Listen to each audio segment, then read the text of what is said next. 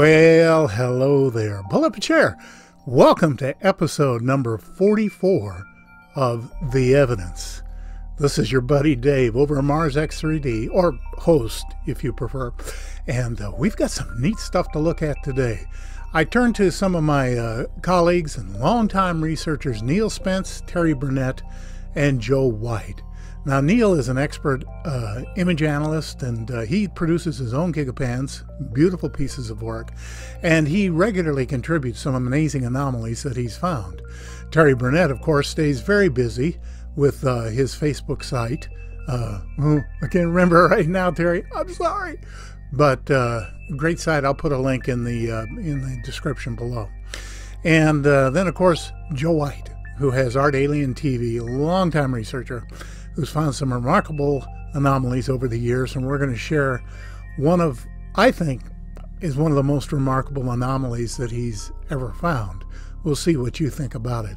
And by the way, everything you need to know is in the description below. If you need to email me an anomaly, that's there.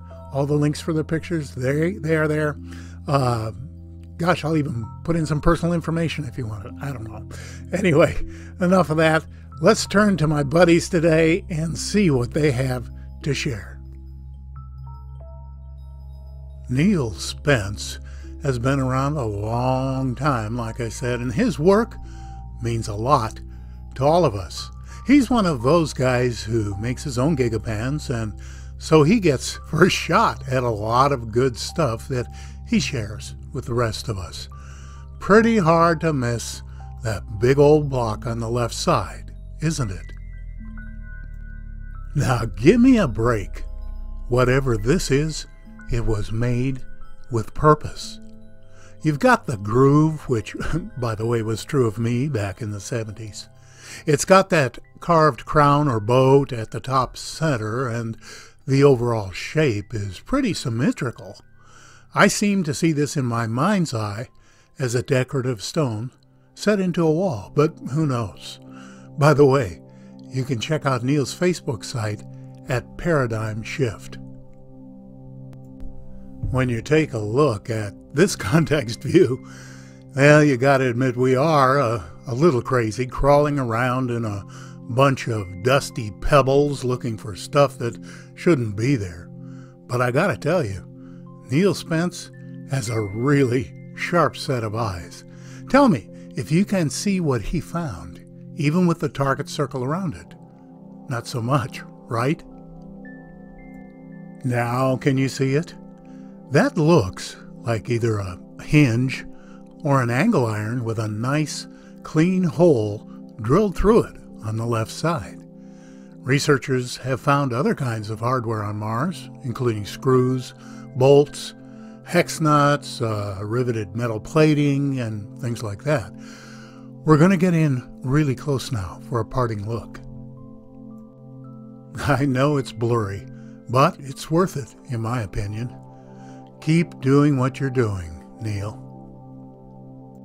As usual, my buddy Terry Burnett is keeping me busy trying to catalog all his amazing finds. Please tell me you can see the big square foundations in the center. Call me irresponsible, but those are the foundations of a building. Look at the back rooms, the hallways, the possible doorway on the left side, to say nothing of the archway on the right corner, buried in sand with some daylight still coming through. Now, go to the right of the archway about 25 feet, and you find what might be a storm cellar or even a basement entrance. Of course, cynics will say those are just rocks. But how do those rocks form themselves into a perfect square with all the features I just listed? Let's move in.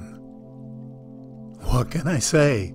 There it sits, right in front of my big fat eyes. Thank you, Terry, for all your great work. Joe White is another veteran researcher whose YouTube channel, Art Alien TV, is one you should visit.